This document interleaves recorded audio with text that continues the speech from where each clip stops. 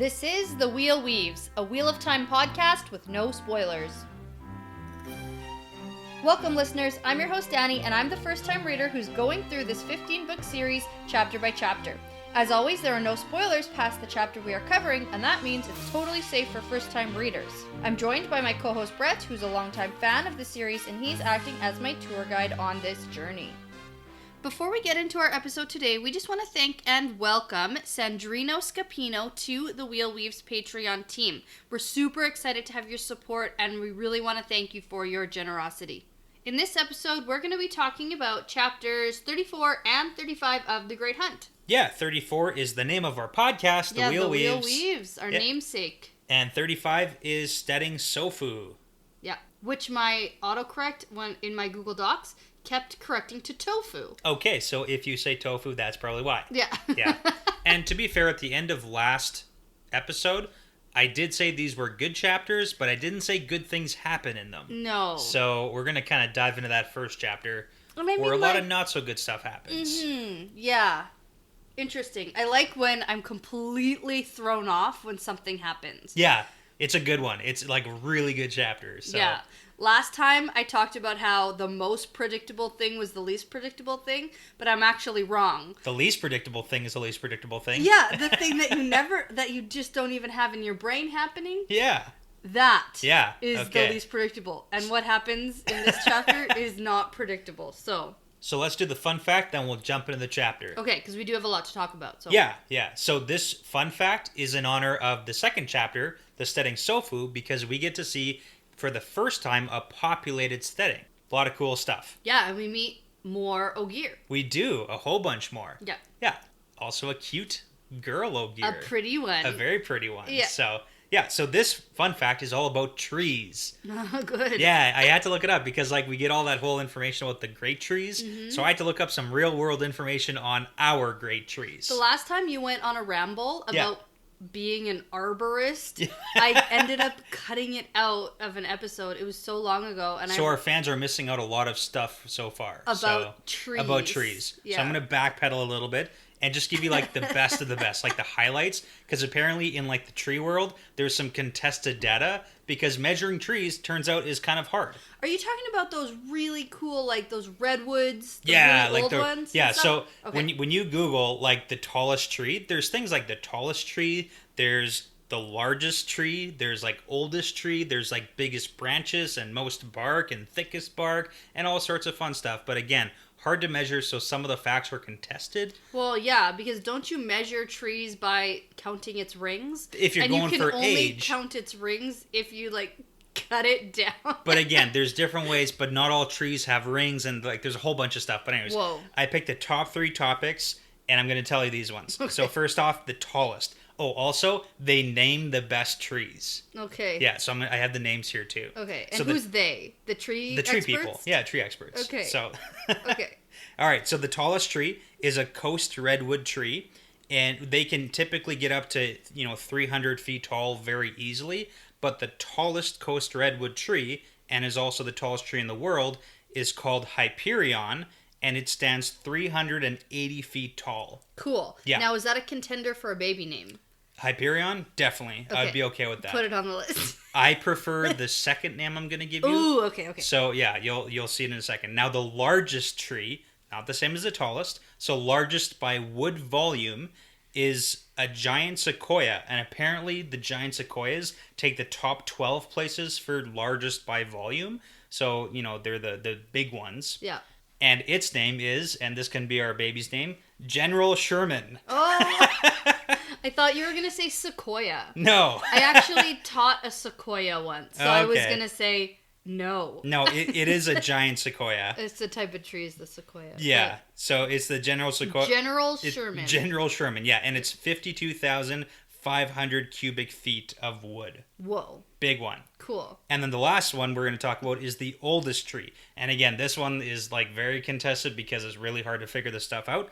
But the one that I found is a Great Basin bristlecone pine, and its name is Methuselah, and it is 4,851 years old. Whoa. Yeah, super old. That's really old. Yeah. Are they all in the States? They actually are, yeah. Yeah. Yeah, some of the really, like, biggest trees, their locations are protected, though, because they don't want people going to see them. Yeah. Because people ruin things. People do ruin things. Yeah. It's true. Yeah. And we'll talk about Matt's first, comment on the trees when we get to them, but that comes later. Okay. Yeah. So we're going to move on from talking about really big wood. Yeah. Yeah. Okay, well, I good. was looking for the girthiest tree too, but we're not gonna get into that. Okay. All right. So chapter 34, the wheel weaves. Yes, very good title. There is a picture of the wheel and Infinity Snake. Yeah, which kind of makes sense. Yeah, it does. So last time, Rand and crew went undercover at a party at Lord Barthanes Damodred's manor. Yes. And they wanted to find out where the Dark Friends and Fane took the horn and the dagger. They discovered that they went through a waygate in the garden of Barthanes' house. Yeah. So now they have to go travel the ways to follow Fane to Tom and Head. Yeah. And they have to go use a waygate in a Stedding. Yes, because the one in the middle of Barthanes' mansion is apparently being guarded by Machin Shin or something like that. Machin Shin is trying to escape. Or it's trying to escape. And blocking the entrance by accident. And is trying to get out, but people keep blasting with fireballs. Yes. Oh, man. Okay. Okay, so we actually start off this chapter from Tom's point of view. Yeah, very neat. Mm-hmm. So he's on his way home from the party, and the sun is already coming up. Like, he was kept there super late, telling stories. Some of the guests kept him there, even after Barthanes had taken himself to bed. Yeah, and I kind of have to imagine, like, the drunker people got at the party, the more interesting the entertainers were. Yes. Because, like, during the party... And as people file out and stuff. Yeah. Yeah. Yeah. Plus the whole Rand thing. Well, and imagine having a house so big and having a party so crazy that you go to bed and the party still goes on at your house. Yeah, yeah. And, like, that's the house I one day want to live in. Well, no, because he eventually... Well, he learns his lesson. Talk about that later. He learns his lesson. You probably shouldn't do that. Don't go to bed first at the party, otherwise you get murdered. It's like sleepover to the extreme. Yeah. Don't go to sleep first. Prank. Yeah. Oh, no. Oh, man. Okay. Okay. Yeah, no jokes for that. Okay. So, on Tom's way back to his inn in the foregate, he stopped at the great tree, hoping to speak to Rand. Yeah, so what are you thinking about that conversation? Like, why'd he go there? Well, I think that he wanted to go with them. So you thought he was intending on being like, hey, can I come along? Maybe not come along, but I think he needed to talk to Rand again because it really seemed last chapter like Tom wanted to help Rand and make sure he wasn't mixed up with the Aes Sedai. Well, his words kind of like contradict what he is doing because he's saying, I'm not going to help you, but then he's kind of like doing things to help him. Yeah. But then saying, I'm not going to come. Well, even when Rand goes...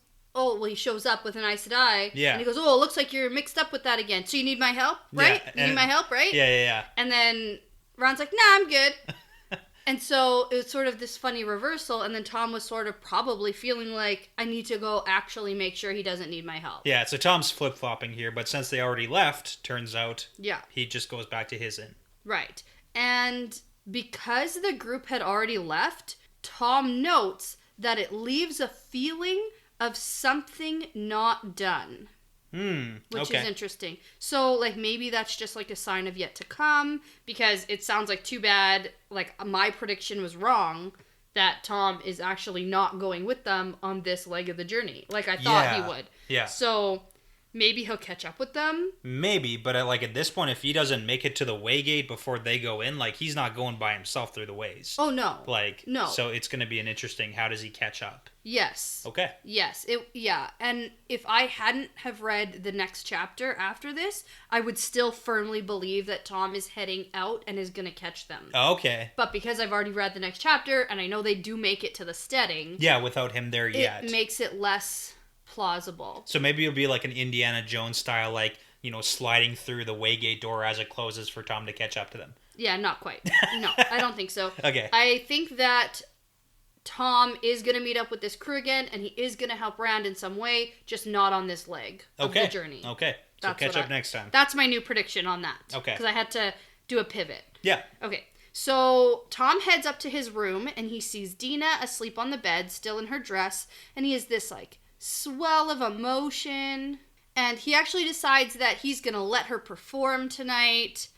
And he goes to touch her shoulder, and she rolls over limply because she's dead. She got fucking murdered. She got murdered. Wow. Someone had cut her throat, and there's like blood everywhere. Yeah, and I kind of felt bad because, like, we left off last episode me saying I'm really excited for these next chapters and I really like them. And then the first thing that happens is Dina's dead. Yeah, like immediately, Yeah. second page in, dead. Yeah, So- it's like an ambitious woman who wants to go do something with her life, and let's kill her. Yeah, we're not going to have a woman gleaming yet. No. Tell you one thing. No, definitely. No way, Jose. So, Tom hears a creaking in the wardrobe and acts very quickly. So he pulls out his knives from his sleeves and whips them across the room. One lands in the throat of a bald fat man, and the other lands in the shoulder of another guy. Yeah. So the man he got in the shoulder stumbles for the door, and Tom slashes him across the back of the leg, grabs his hair, slams his head into the wall, and he says, "Before I kill you, tell me why." And it's very action scene. Very action scene, yeah. Now, we do know that Tom is pretty spry for an old guy.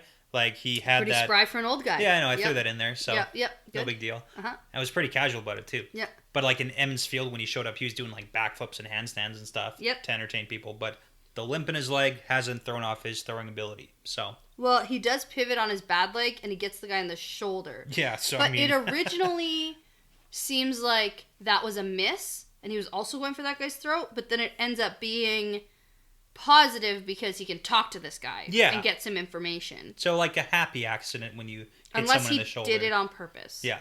It's hard to say, but, It's hard to say. The guy says, "It's the great game. It has nothing to do with you personally. It's just the game." Yeah, man, it's just a game. And Tom says, "I am not mixed up in that. Who would want to kill me from the game?" Yeah. And the guy says, "Barthanas." Yeah, so this is interesting that he says that. And he says he doesn't want you dead. I wasn't going to kill you. He just wants information. Yeah. Plus, I'll pay you if you don't kill me. Yeah. And Tom doesn't buy this, and the guy says, "Anyone who knows the Andorran Lord or knows about this guy, we want information.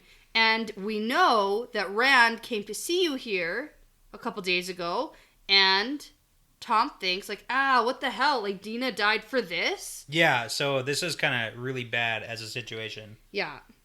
And so he just tells the man, like, that guy is no lord. He's just a shepherd. Yeah. You guys are all idiots. Yeah. Let's talk about this for a second because it seems like Rand's like trail of events of, throwing these invitations, making these powerful enemies. Hurin warned him, like, whoever's invitation you accept, you're going to make enemies on either side. Yeah. So, like, it's all bad. But unfortunately, Tom and Dina got roped into this because Rand keeps going to talk to people. Taviran. Yeah, Taviran. Yeah. Or just, like, making bad decisions. Also that. Yeah. Yeah. This guy tries to tell Tom that he can make so much money with the information that he has. Yeah, it's kind of funny because he progresses up. It's like, you can make a gold mark, or maybe 2, maybe 5. We can fill our pockets. Yeah. Yeah. And it becomes we. Yeah. Right? We do this together, man. Yeah, man. Yeah, but every house wants information on Rand and are willing to pay for it. And then this guy also says that there has been a woman, a lady, asking around about Rand, and if they can find out who she is, maybe she will pay too. Okay, name that woman. I have to say probably Celine. Okay. Because what lady would this guy not know about if he knows that all the houses are looking for information on Rand? That's a good question. Because he's like, the houses want information. Plus, this random lady is asking about Rand. Yeah, can you really see Celine asking information from people, though? Yeah, sure. She just shows up, like, out of the alleyway to help Rand. But maybe she shows up out of the alleyway because she's been talking to people and asking where Rand is. Okay, all right. So maybe Celine she's is less all-knowing than I'm giving her credit for. And just, like, paying for information. And she's, like, literally just talking to people. Doing her research. Okay. Maybe. Okay. Who else, though? That's the question I have for you. Unless Moraine? Okay. Because Moraine disguises herself sometimes. Like, she doesn't want to be known as an Aes Sedai. Okay. Sometimes. So it's like, oh, this lady. And she'd fit in Although, no, people would know her in Kyrian because that's where she's from, and she's of a noble house. Yeah, well, and last we saw Moraine, she was not around here, so... Yeah, I don't know then. Okay. What other ladies do we know who'd be asking about Rand? It's a good question. Let's tuck that nugget away. I'll think about it. I'll think on it. Okay. Actually, I probably won't. I'll forget about it, but that's okay. Maybe we'll come back to it. Yeah. So Tom tells this guy that he has made a mistake in all of this.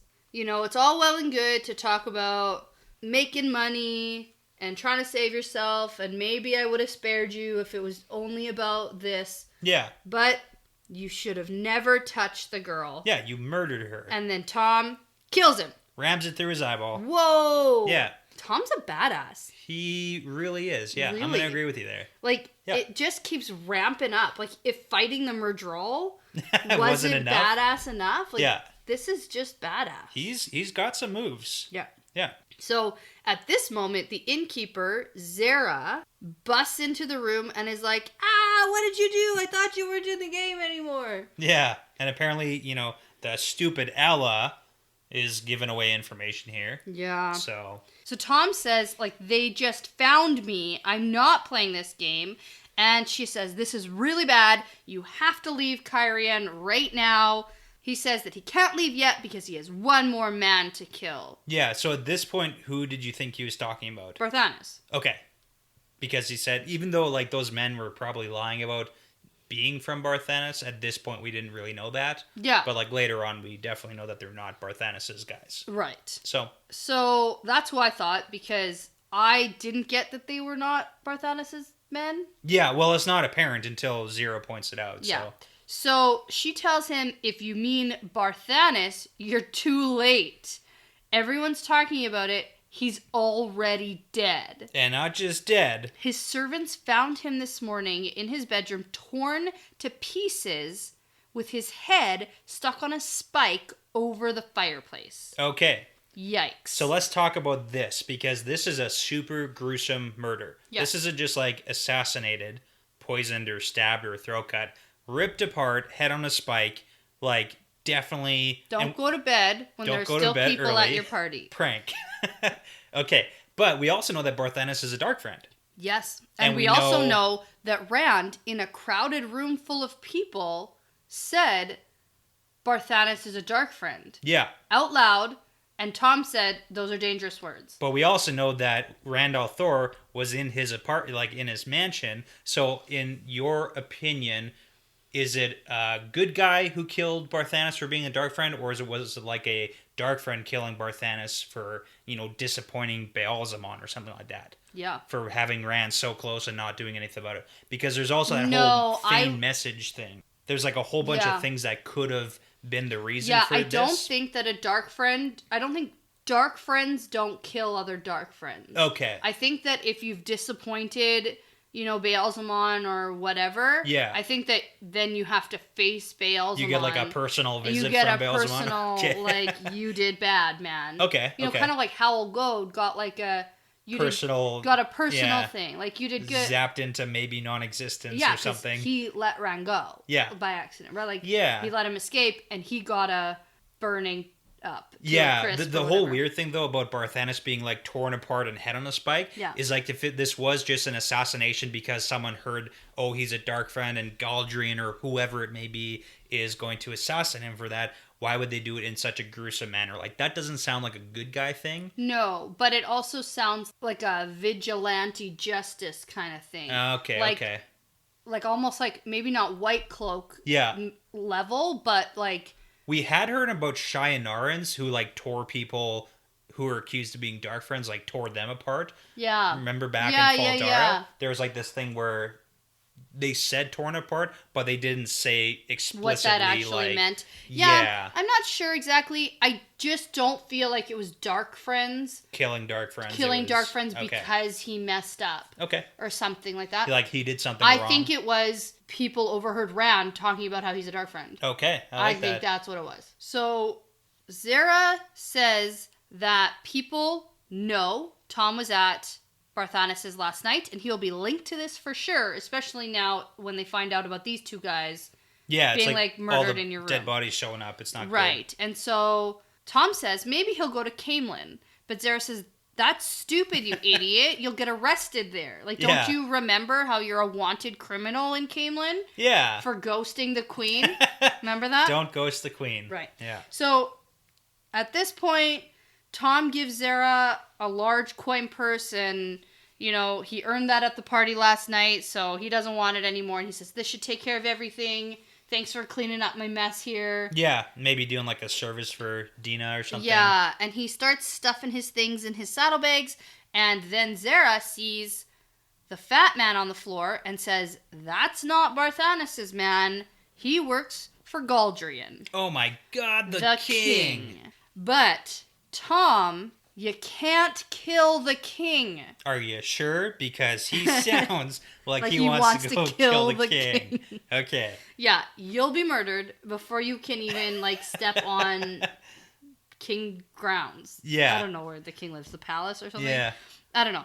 But then there's a shout from the streets, and out the window, Tom can see that there's a fire that's been set to the granaries. Yeah. And so he tells Zara that she should think about leaving too, and she says, don't worry about me, I've lived through riots before. Yeah. Kyrian's had like a bad history. Yeah, I don't think that you should be burning granaries when you need your grains shipped in from other countries. Right.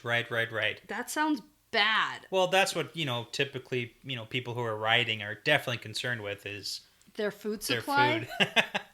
Yeah. I think they should riot smarter. Yeah.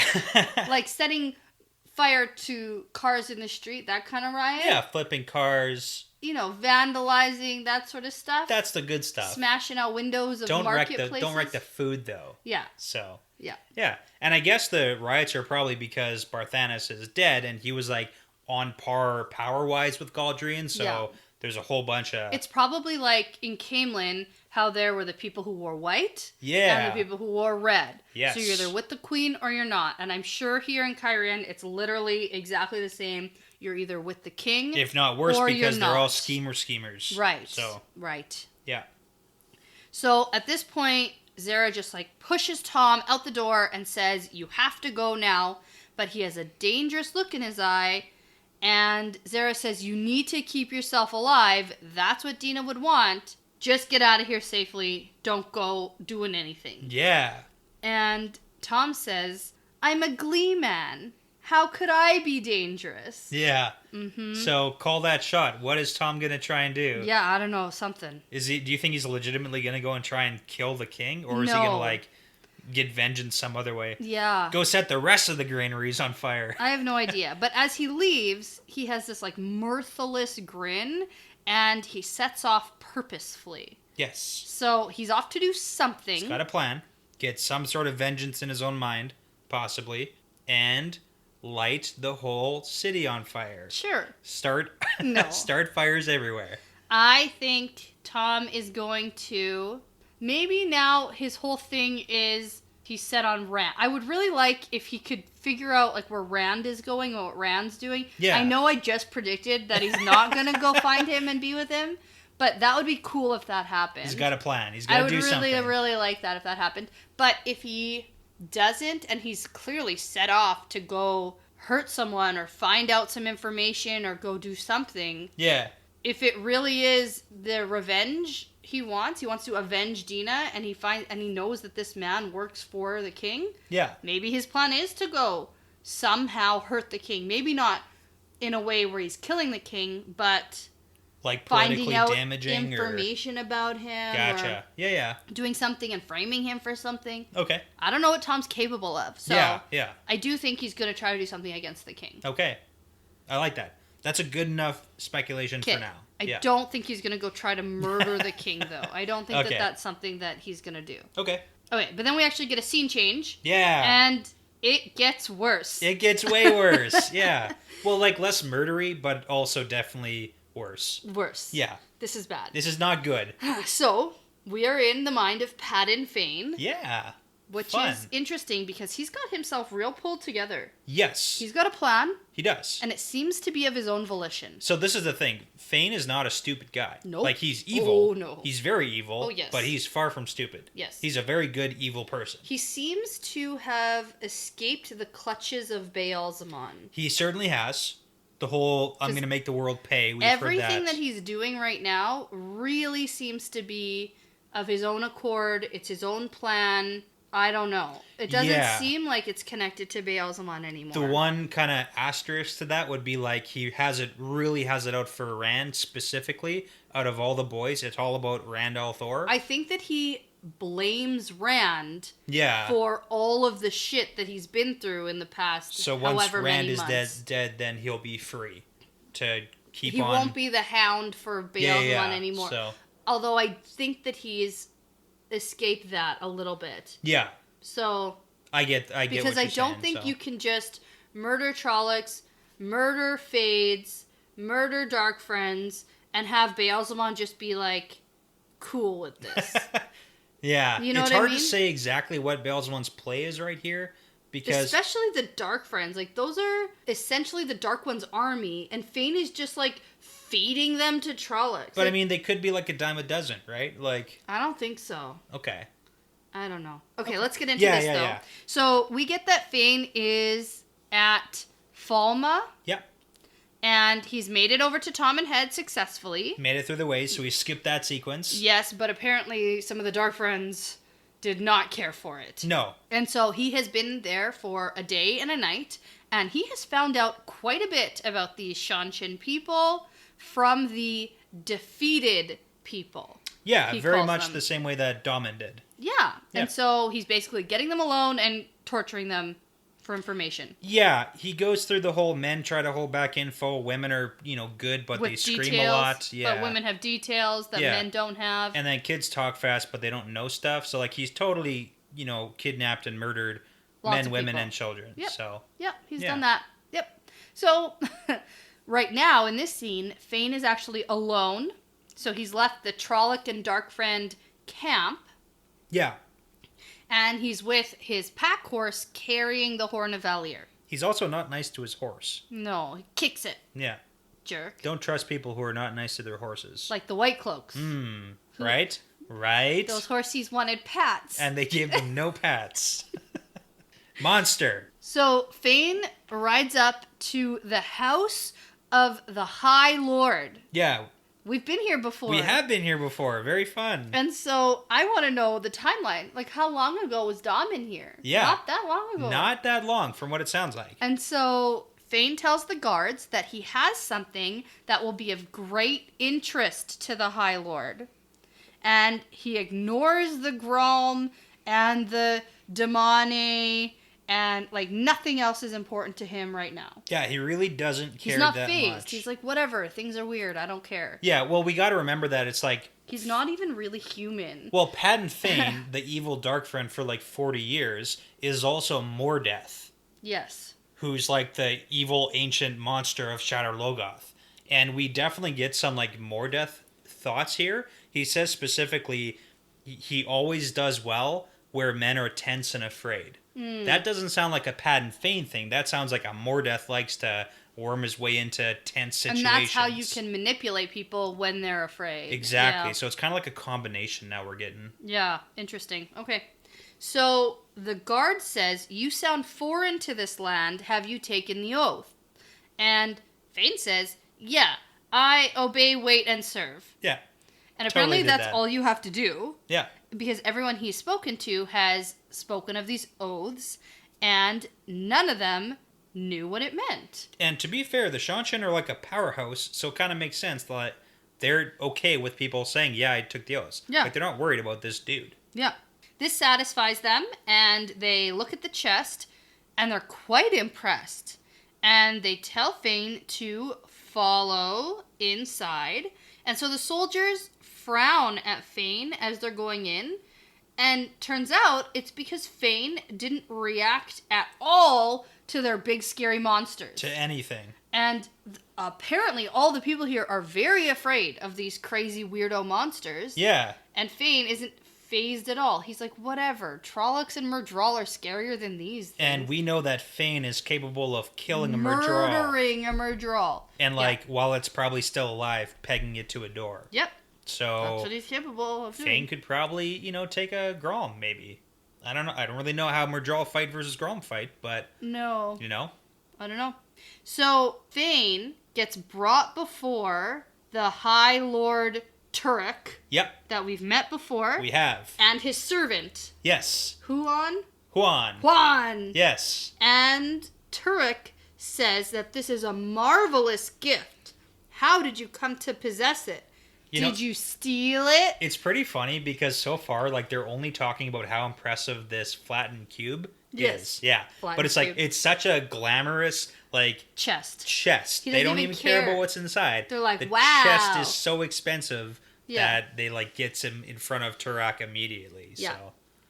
And at this, Fane says, you know, sometimes it's necessary for a man to appear as less than he is. And his shabbiness let him come all the way here without being molested. Yeah. And I just thought, phew, I was worried that Fane was going to be molested. Well, nobody wants that, so... I just gotta, you gotta love the writing. Oh, yeah, it's good. I got here unmolested. Yeah. Yeah, you could have just said, like, untouched, but nope. Nope. Definitely not. Yeah, so what Fane is doing right now, he's schmoozing. He is 100% the schmoozer. He's trying anyway. Yeah. So we get Fane's plan here, and he tells Turek that this is from the Age of Legends, and that there's also a great treasure inside, and soon Fane will be able to open the chest for him, and he'll be able to take all the lands all the way to the spine of the world. Yeah. But Turek cuts him off, and he says he's seen chests like this before, though not as exquisite. Yeah. They are meant to be opened by those who know the pattern, and... aha! It's a puzzle box. Turek opens the frickin' box. There you go. There's nothing magic about it. It doesn't seem that way because we don't think that Turek can, like, channel or anything like that. So, definitely not. yeah, so that tons of conversations we had about how to open this box. Puzzle and box. Swan opening it. It's and just a puzzle box. It's a puzzle box. You got to know how to do it. Yeah. A little trick. Yeah. And it pops open. Celine knew how to do it. Yep, that's true. So it's likely she's seen things from the Age of Legends before. That's true. But so is Turek, and he's Shanshan, so... yeah, but he's a collector. He is, of old things, he does like that. Yeah, so, and he said, I've seen chests like this from the Age of Legends. Yeah. So... okay, interesting. this puts a little bit of a wrench into Fane's plan. Little bit. Discredits him a little bit. But Fane tries not to snarl. Yes, And I think that's like a more death thing. He definitely seems that way. And he also is trying so hard not to reach out and grab the dagger. Yeah. Which is definitely more death. Yeah, definitely is. So Turk studies the contents, and then he asks Fane if he knows what this horn is. Yeah, it's kind of an interesting, like a funny conversation between the two of them. I think Turk is a funny character. He is. I think like he's him. one of the people, like he's one of the reasons I like the Shanshan. Yeah. Because he's just such a smart guy. Like Yeah. as a character, Yeah. he's not dumb. He's not. And it's really fun to have, like, evil, or, like, you know, I know you're not supposed to like the Shanshan in a way. Like, they're supposed to be the bad guys who are the invaders. Yeah, yeah. But they're not, like, dumb, evil bad guys invading. They're really smart, really well put together. They've got a great army. They've got a great system. They got a good plan. So, yeah, they know what they're doing. Yeah. So, Fane's like, yeah, I know what that is. It's the Horn of Valir. Yeah. So, at this point, this is when Turek takes the horn over into the, like, collection room. Yeah, his with special side room. Fancy cabinet. And so he has servants bring him a little table, and the lady in the see-through dress brings a stand Yep. for him, and Fane only has eyes for the dagger. Yeah, so it is kind of neat that Fane, like, doesn't really care at all about the Horn of Valir, No. except as a means to an end. He also doesn't care about the lady's boobs. He doesn't. Wow. Self-control. Good job, Fane. Not really. Yeah, Because not it's really. the dagger he wants. So, I found a line pretty interesting that Fane thinks. Yep. It's, the horn is a means to an end, but the dagger is part of him. Yes. So I like the fact that he says the horn is a means to the end, because this entire book I've been trying to speculate why Padan Fain wants this horn so bad. Yeah. And I speculated it was like a Baalzamon play. Yeah. Right, a dark friend type play. But it seems like Fain has his own plan for how to get back at, like, the world. Yeah, which really makes sense why when the Murdral and Fain were, like, sort of half and half in charge of that group, and they were, like, going towards the Blight, then they were going west, and then back to... And they were kind of, like, going zigzagging. It's because Fain has one plan, and apparently, like, the horn was supposed to probably go to Baalzamon, or at least to the Blight. Yeah, but the only thing that confuses me is the fact that when Fain was being busted out of the prison in Faldara, he wrote, "See you on Tom and Head, Althor." Yeah. So he already had a plan. He already knew that he was going to go to Tom and Head. Yeah. But did he know? I don't know if he knew about the whole Shanshan invading thing at that point. Maybe, because the prophecies on the wall, we have to kind of think about where those came from. And also, who let him out in the first place when he said, like, oh, I wasn't expecting you.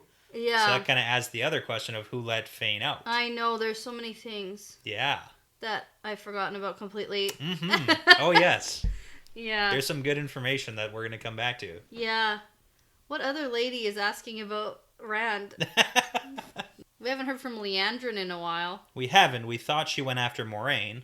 Yeah, maybe not. Maybe she went after Varen, and she's looking for Rand. Okay. Because she's a dark friend. I don't know. I have no idea what's going on. Yeah, so back to Fain's plan. Okay. Get back at the world.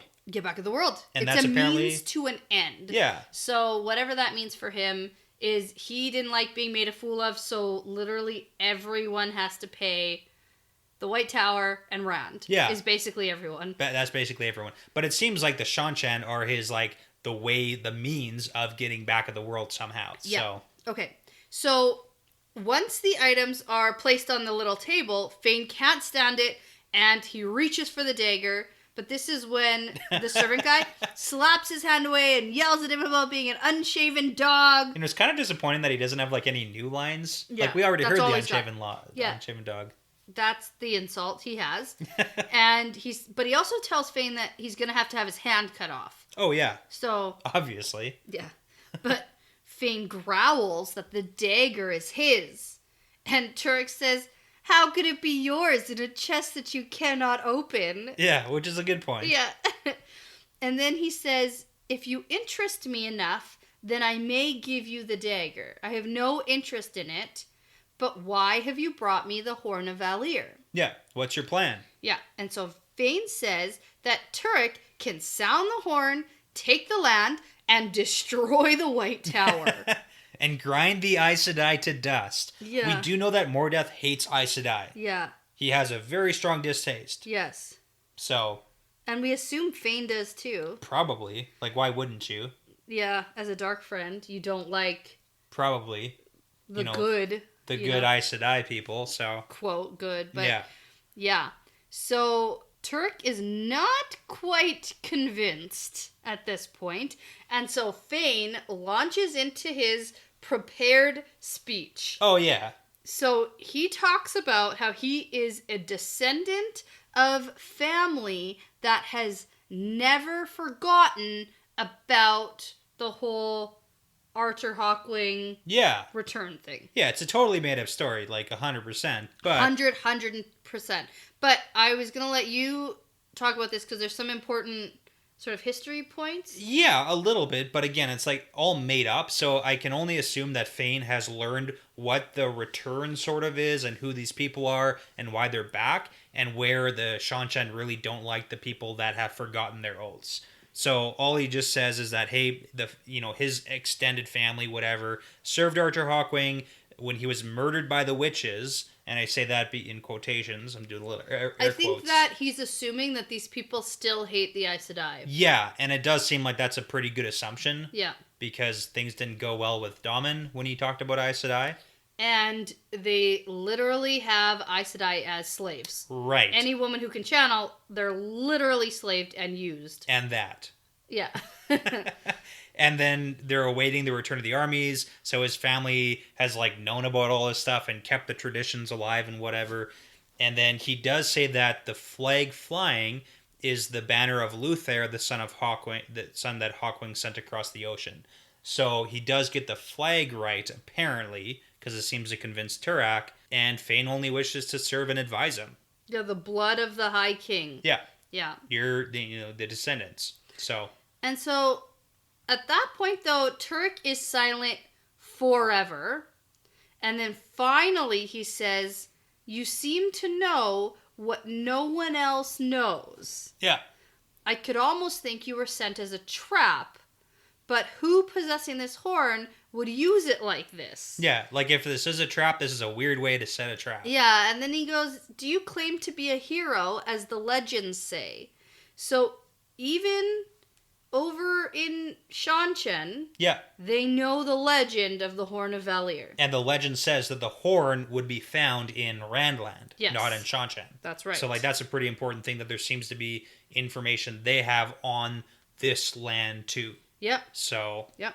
yeah, because it does seem like people in Randland have no idea that Shanchen exists, obviously. Yep. But it's very different coming back. Yeah, well, especially because the first time that any armies were sent to go explore Was Arthur Hawkwing, so... and then they never came back. Yeah. And if they did come back, they came back to war and destruction and probably just died. Yeah. Right? Yeah. Like at that point. Yeah. So Fane here says that he is no hero and an ancestor of his found it and passed it down for when Hawkwing's ancestors return. Yeah, and see, that's why I can't open the box, because that was That lost. guy, That guy died. guy knew how to do it and didn't pass it down. Yeah, and he died, me. so now I don't know, and that's why. Yeah.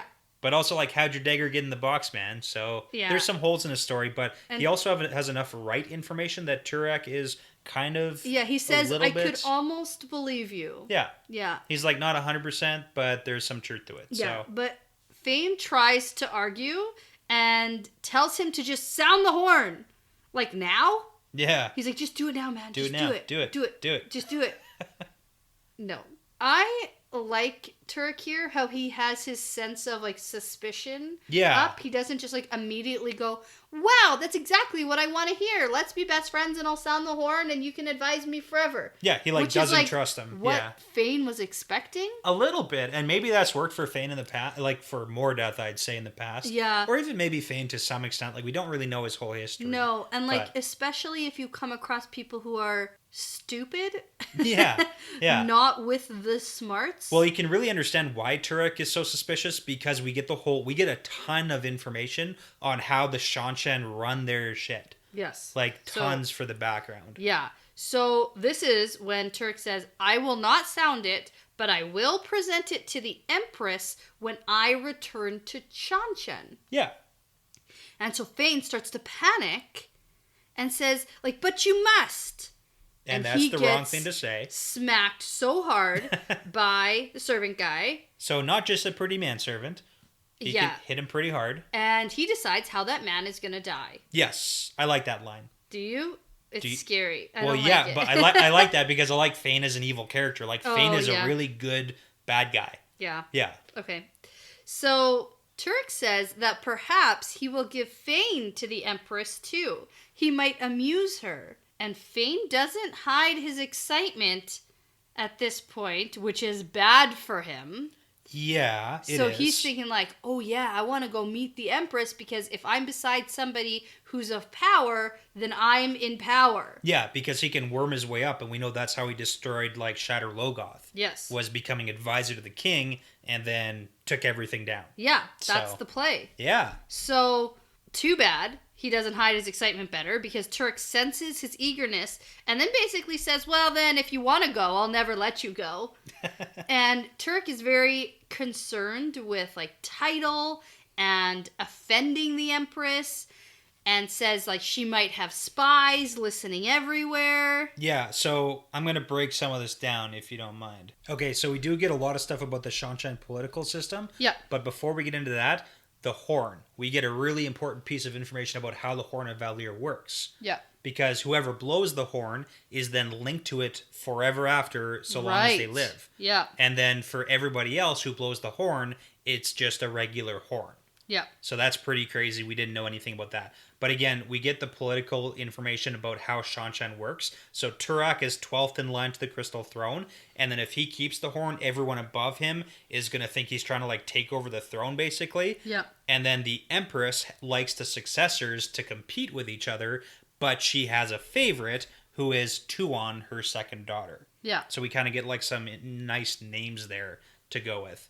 And then we do get a really kind of neat comparison between how Shanshan works and the White Cloaks work. Yeah, it's very similar. Yeah. Well, the questioners, anyway. Yeah, because we have listeners, so the Empress's listeners can be anywhere, and anyone, even manservant Huan, could be a listener, and Turak would apparently not know. And then apparently, sometimes you can just wake up and find out that you've been scheming towards the wrong people, and then you get put in a silk bag and hung out to die forever and ever. Yeah. So, like, that's bad. But then the Seekers are kind of like the questioners, the Seekers for truth. Yeah. And then we have the whole Court of the Nine Moons that we get reference to, which kind of sounds like a courtroom, but also like the Dome of Truth that the questioners have. Where you're tortured into saying what they want you to say. Yeah. Yeah. So it's like not really a fair trial thing. It's like you're just going to get killed. The last name we do get a reference to is the Tower of the Ravens, which is where you get hung out in a silk bag if you are of the noble blood of Arthur Hawkwing. So apparently bloodline is really important. Yeah. And you can't kill people with Arthur Hawkwing's blood, so you got to do it in a silk bag. Sure. So, Why not? Very neat. Yep. Yeah. Okay. So Fane says that he just wants to serve, and Turk says he will keep Fane around to amuse him. Even if everything he says is a lie, he's entertaining. Yeah. And before Fane goes, he tells Turek that there are dark friends led by Rand al'Thor who are following him and who mean to take the Horn of Valir. And Turek says it might be amusing to meet a dark friend. And Fane says, like, no, man, they're dangerous. They have Trollocs with them. And Turek says he often wonders if a Grom could kill a Trolloc. Well, this is huge because in Shanshan there are no Trollocs. Yeah. But there are other, like, evil monsters of the armies of the night, they call them. Yeah. So, but then we also get that Fane says Rand's only a day or two behind, which really kind of adds evidence to the whole, like, he wasn't, intentionally putting the Black Wind, like, matching Yeah, it wasn't a guard. It wasn't a guard. Yeah. Because why would Rand be a day or two behind? Like, if you want Rand to follow, why'd you put the Black Wind there? Yeah, if you want him to follow, especially in the ways, because otherwise he'd be months behind. Yeah. Oh, yeah, that's a good point. Kind of really adds the whole, like, Fane wasn't expecting that. Yeah, and I just have a really quick side note about how this is the first time we've heard a Shanshan call a Grom a Grom. Yes. And so I was wondering if that was a name like Selene made up for these creatures, that she supposedly never seen before or whatever, right? So anyone in this world shouldn't have seen one of these before, never mind know its actual real name. Yeah. So, remember when I asked if Selene was like possibly Shanshan? No, she's not. She's not. Okay. They're just old creatures that clearly went from this land to that land. Okay. And died out here. Okay, cool. Yeah. Anyway, I just found that interesting that that's what their actual name is. Yeah. So Turek apparently is super bored in this land. And he's like, it's boring It's here. boring, yeah. Taking over this land is boring. It's too easy. That's why he keeps the people who keep him, tell interesting stories like Daman and Fane. Yeah. And so he says he will keep watch for these dark friends, even if, it is another lie that Fane is telling. And so as Fane is ushered out, he thinks that Rand is his and he will die soon. And he thinks, I will see him dead at last and the world will pay for what he has done to me. So, like the Baalzamon stuff, like he blames Rand for being made into this hound to follow Rand. Yeah, he does seem like to have that vengeance, so... Maybe the whole means to an end thing is he doesn't like that he can sense Rand and he's drawn to Rand and pulled to him. Yeah, and so he wants once Rand's that dead... to end. Yeah. And so, Okay. I don't know. But before we move on here, we just talked for a really long time about that chapter. I find it interesting that the Horn of Valir is sitting next to 2 seals of the Dark One's prison. Yes, it is. Very interesting. If only we can get inside that cabinet and take all of the, precious commodities there. Well, if you're going to get in there and take the Horn of Valir... You might as well take the seals. You might as well take the seals of the Dark One's prison. Yeah. So... Okay. Like, if you're going for a heist... Make it big, yeah. Make it big. Make it a good one. Like George Clooney level, so... Yep. Yeah, okay. So, let's get into chapter 35. Stedding Tsofu. Yeah. And there's a tree picture, but it's a new tree. It is a new tree. It is not the tree of life, or not, the great tree, the tree of life, right? It's just like a big, alive tree. Yeah, well, the tree of life is a Vendosora, is what you're talking about. Yeah. And then the great trees, this is probably like a great tree. Oh, yeah. It looks like a big tree, so... Okay, cool. Whatever, it's a tree. Yeah. So, Rand and his crew are heading from Kyrian, and Ingtar mutters the whole time about being tricked, and he's just like having a rough time. He's emotionally fragile right now. Yeah. Loyal is less than excited to be going to this stedding, and Matt is the only one who seems eager to go, but he's just looking terrible. Yeah, he wants to get the digger back so he doesn't die. Right. Important. So when they stop for the night, Rand notes that Perrin is asking a lot of questions of Loyal about steddings. Yeah.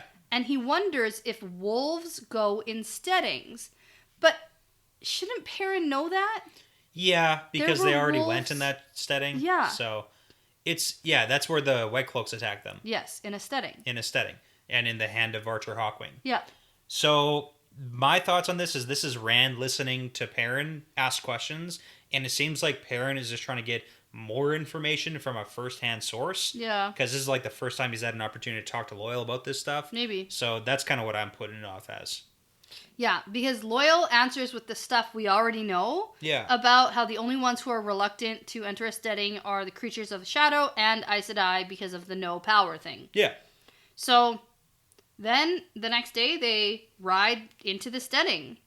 And Varen sits up straight in her saddle as they pass into the stedding.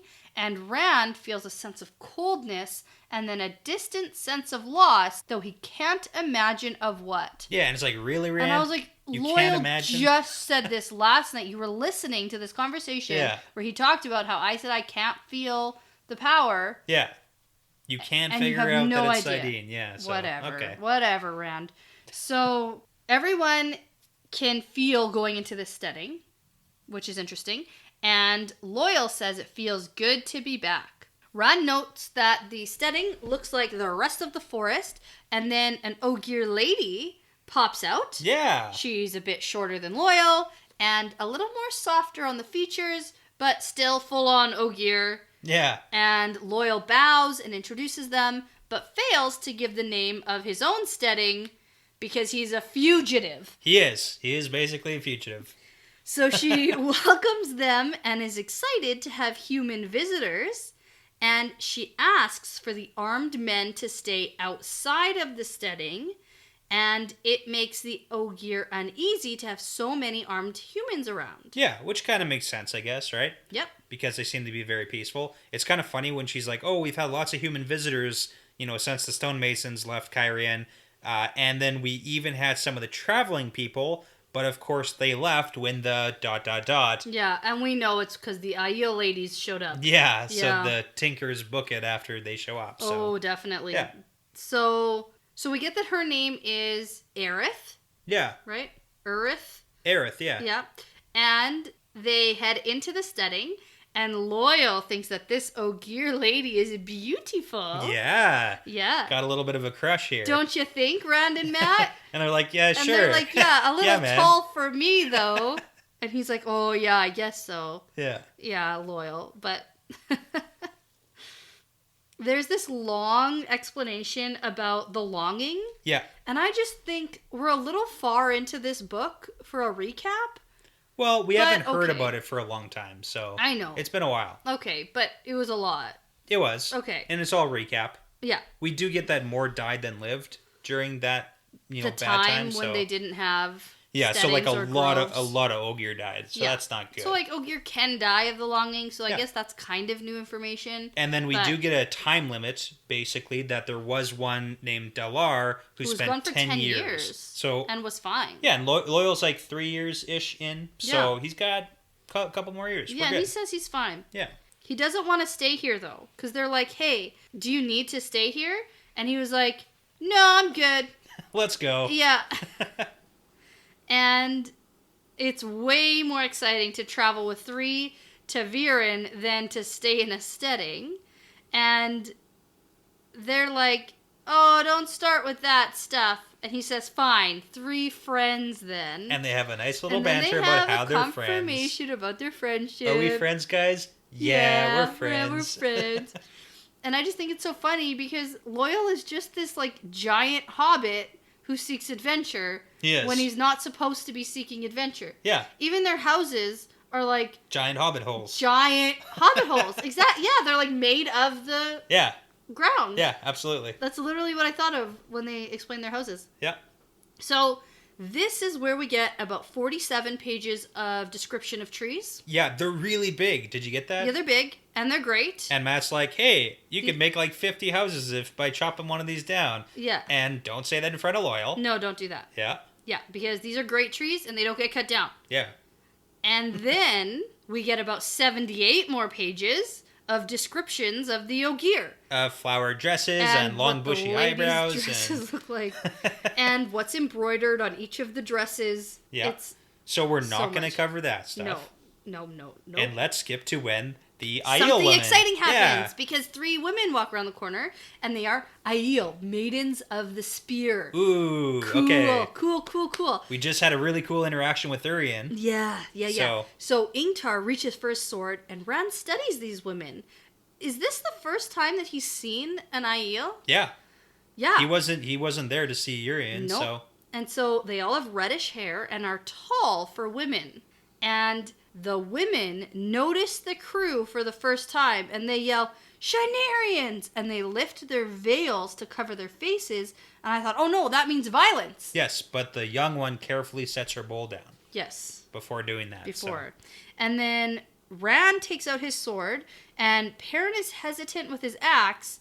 And then Aerith, the Lady Ogier, is like shouting, you must not! Stop it. And Matt's like, no way, man, I'm not attacking a woman. Nope. Yeah. Matt's on the right page here. Like, get out of here. Yeah. And Varen is yelling, telling them to stop this. It's like a whole scene. Yeah. So the Aiel women keep coming towards them with their spears out, and Loyal is shouting, the pact! Remember the pact! Which is probably, like, don't kill people here. Yeah. Like, if you're going to come in here, especially don't fight. when you're known for being, like, super fighters violent. and killers.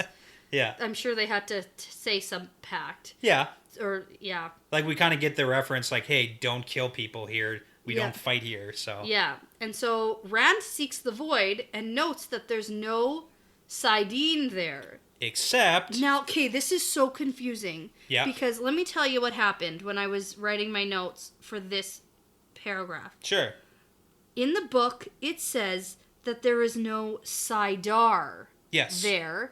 And I don't know this stuff well enough to know which one is which. Okay. Without, like, really thinking about it. Yeah. And so I remembered in last episode when Rand was channeling against the Black Wind. Yeah. It was called Sidene. Yeah. And I remembered that specifically because I have trouble pronouncing it. Yes. Properly. And you get mad at me when I say Sidene. Oh, come on. I don't get mad. No, but you, like, give me a look. Yeah. You're like, it's Sidene. So sometimes I have to say it again and cut out when I say Sidene. Yeah. So I specifically remembered that. And then, so I was like, oh, but it's actually Sidar. And then I was thinking, did I make a mistake? And so I went back. You have to go back and edit 100 episodes. Yeah. So, no. So yeah, I went back and I read my notes and I reread that part in the book again to make sure I didn't mess up. Yeah. But no, the book messed up. It's a typo, the yeah. The book messed up. The book says Sidar when it should be Sidene. Even in your copy? Yep. Just never corrected. Well, I don't have the newest edition, so I don't know if it's ever been fixed, but here it's not. Wow. So, yeah. Is that like a known one? I don't know. But we know it now. We just discovered it. Yeah. Because that really threw me off. Yeah. Because why would Rand be able to feel Saidar? Ooh. Or maybe it's not a typo. No. Okay. Yeah, it's a typo. And he's so powerful that he can just he gets to do both. Yeah. No problem. Okay. So, that was, another interesting thing that happened in this chapter. So, anywho, the emptiness is even more emptier without the power there. Super empty. Super empty. Yep. And then some other Ogier, like an older one, steps out in between them and says, "What is the meaning of this? Have you forgotten the pact?" And the women stop right away, uncover their faces really quickly, are super ashamed. They were just like on high alert because they are in the land of tree killers. Of the tree killers. Right, which is Kyrian. Kyrian, right? because Lawman Yeah. ruined it for everybody. Yep. And so Yep. now they're on high alert. They saw armed men and they just like reacted. It's like their innate instinct Yeah. to be like, armed men, fight. Yeah. Well, it kind of makes sense. So they apologize. Rand notes that one of the women has gray eyes like him. Mm-hmm. Yeah, Rand. You're an Aiel, Yeah. man. God. How many people have to tell you? Yeah, more. At least, definitely more, because we're not there yet. Yeah. So the Ogier turn to Varen and say, I've come to take you to the elders. They are curious as to why an Aes Sedai has come here with armed men and one of their own youths. And so as they leave, Rand notes that the women are studying them, and Rand in particular. Because he looks like them. Yeah. Yeah. And one of them notes that he's wearing a sword, and they are disgusted by this. Yes. Horror and contempt. Yeah. So, as they walk, Aerith tells them that the Aiel have come to their steading for sung wood, and she's all proud. They have 2 tree singers, and This is really funny. Stedding Shangtai only has 1, and Loyal blushes. Well, she says Stedding Shangtai has one who's young and apparently very talented. Ooh. Yeah. And it's him. And it's him. Yeah, it's him. Because we've seen him tree sing Yeah. and do stuff. We have seen that. So, Yeah. very talented. And he thinks she's cute. So, Ooh. yeah. Except he doesn't all right. want to get married. No. We're about to get into that. Yeah, let's get into that because this is really funny. Yeah. So, Perrin mutters, "Sung wood my ass." They're looking for who comes with the dawn. Yeah. He who comes with the dawn. And Matt goes, "Yeah, they're looking for Rand." Yeah. It's so funny. Matt knows. Like, Yeah. People should listen to... I feel like He's Matt not wrong. Yeah. is never... He sees just the most obvious thing that most people just, like, overlook. Yeah. And so so it kind of like adds to the whole like Varen thing is like, does she totally know? Like, did she put all the dots together and be like, oh yeah, Urian's looking for Rand? Yeah. Because if Matt can do it, like. Yeah. But maybe we need to give Matt a little more credit. Okay. So they tell Rand about their meeting with the other Aiel because Rand is like, "What do you mean they're looking for me? Yeah. I'm not special." Okay. I'm Rand. totally not anything important. Yeah. Yeah, Rand. And so Matt finishes telling about this story, about how they met Urian, and he says, "Well, you're the only Aiel we know, and Aiel never live outside the waste. You're the only one, so it must be you." Yeah. It's kind of like, makes sense. And this pisses Rand off, and he goes off about this, his whole, "I'm not Aiel," and then he thinks about all the people who keep telling him The that Amberlin he's Aiel. and Moraine and Ingtar and Tam. And then plus Tam. Yeah. Yeah. And then Matt says, "Whatever, man. Believe what you want. But that Aiel could have been your cousin. And that lady back there could have been your aunt. And everyone says you're from the Aiel. So I'm just pointing out the obvious. You look like him. You're an Aiel. You're there. Okay. Yeah. So they are brought to wait in an Ogier house. And Hurin just loves this place. He's all about that air quality. It smells so good. Yeah. And I thought, like, Hurin, drop it. But then I realized it's because there's no violence here, and he smells terrible, terrible violence all the time. all the time. It'd be like living in a dumpster Yeah. and then getting to get out of the dumpster. That's how the world would smell. Yeah, that's how it smells. Yeah. So, It would be good. he's taking it in while he can. Yeah. Okay. So Rand is concerned because Loyal is acting super nervous, and he asks if Loyal is worried that they'll find out that he left his stedding without permission. Yeah. And he's like, shut up. Don't say that out loud, They're gonna guys. hear you. And so it's funny because I've been worried that if Loyal gets found out, he's gonna get like some kind of Ogier lockdown, like Ogier prison jail time. Yeah. Worse. It's worse than prison. It's marriage. It's marriage. Yeah. Nope. He'll have to get married. It's so funny because it's like totally arranged marriage style. Yep. And the men have no say, and the women do all the deciding. Yeah. And that is just the worst thing in the world because his wife won't let him outside. Yeah, because as he explains this to the guys, they're like, any wife I get will not let me out of the stedding until I'm gray in the beard. Wives always say no man should be allowed outside until he can control his temper. Wives are the worst. And I thought, oh, poor Loyal. He's never going to control his temper. No. He is way too hasty. And so Matt's like, oh man, that is bad. Where we come from, men do all the deciding, and we don't let any women tell us what to do. Yeah, it's so funny because it's such like a young man, like never had any sort of relationship and attitude. Like, Rand's just like, what? wait a minute. Yeah. Hold on here. That's not what I remember. Yeah, Egwene's mom was always talking to Tam about like not having a wife for her to talk to. And then after Egwene's mom talked to Tam, everyone acted as though Egwene and Rand were promised. Yeah. So it kind of seems like... He never had a say in it. Literally exactly the same thing. Oh, yeah. And he was like, and I didn't propose to anyone. What?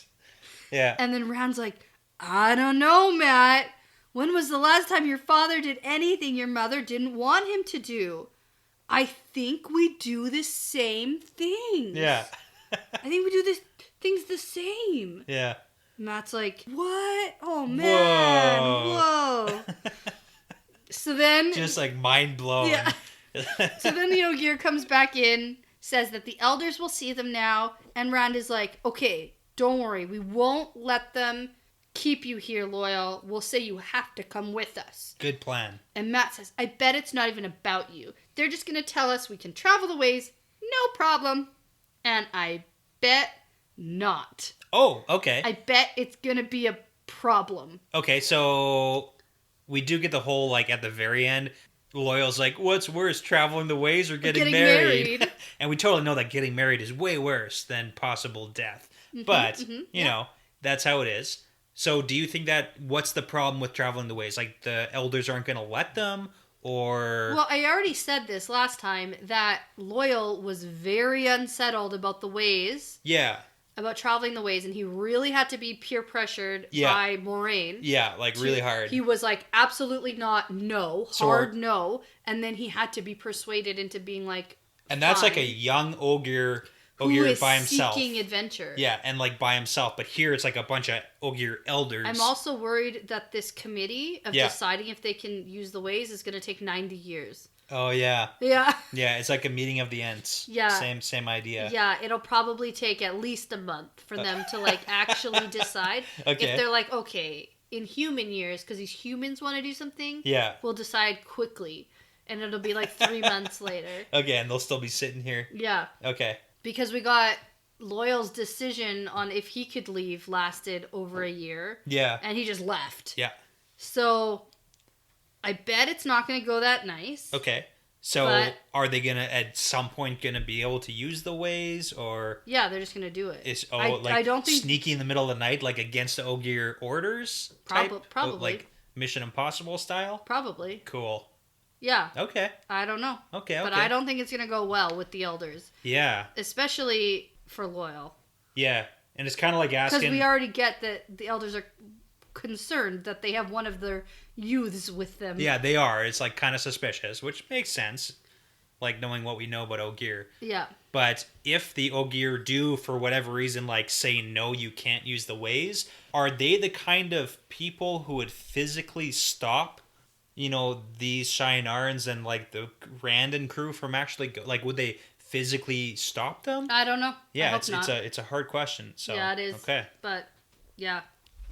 Well, good news. the next chapter is called Among the Elders. All right. So we're at least going to get something. Yeah, that one's not very cryptic. Yeah.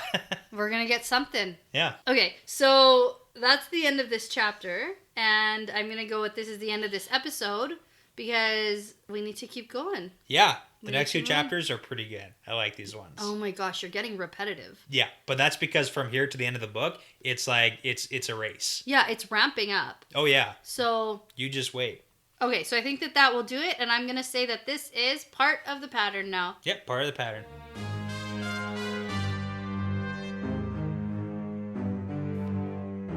Thank you for listening to this episode. The Wheel Weaves is hosted by Dani and Brett, edited by Dani, produced by Dani and Brett, with Derek Benton, Benjamin, Kyle Smith, Joe Lott, Passion Socks, Moltude, and Mozyme. Music by Audionautics.com. If you'd like bonus content, like bonus episodes, outtakes, Q&As, more fun Wheel of Time talk, early access, cool stickers and keychains, and also to support us making great content, visit us at patreon.com/thewheelweavespodcast. Don't forget to check us out on Instagram and Twitter at The Wheel Weaves Podcast. We love interacting with our listeners.